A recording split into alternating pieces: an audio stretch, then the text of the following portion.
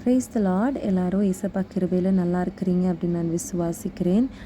இன்றைக்கி கூட news paper வாசிக்கும் போது என் மனதுக்கு பாரமாக இருந்த சில ஹெட்லைன்ஸ் உங்கள்கிட்ட காட்டுறேன். இதை பாருங்கள்.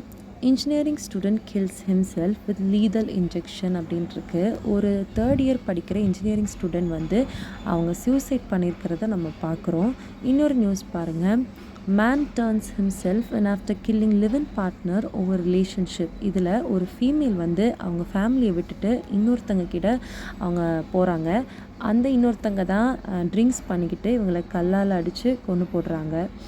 இந்த நியூஸ் பாருங்கள். Youth shot dead in police encounter. இவங்க ஏற்கனவே 30 கேஸ் இந்த பையனோட பேரில் இருக்குது. 20 வயசு பையனோட பேரில் 30 கேஸ் இருக்குதான்.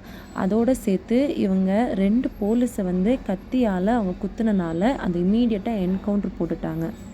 இதே நியூஸ் பேப்பரில் எத்தனை இப்படிப்பட்ட நியூஸ் பாருங்கள். எல்லாமே கொலை, கொள்ளை, இப்படி பாவத்துக்கு அடிமைப்பட்டிருக்கிறவங்களோட கதை தான் நம்ம பார்க்க முடியுது. ஏன்னா யாருக்குமே ஏசப்பா பற்றி தெரியல, கடவுள் பயமே இல்லை.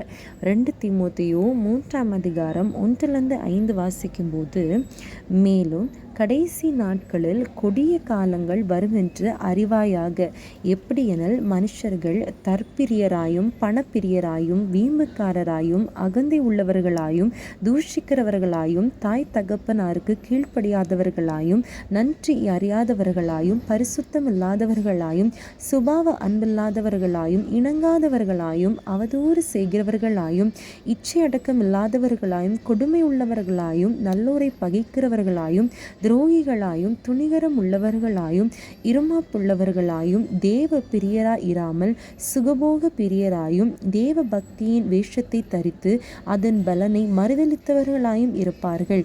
இப்படிப்பட்டவர்களை நீ விட்டு விலகு அப்படின்னு சொல்லிட்டு இந்த வசனம் சொல்லுது.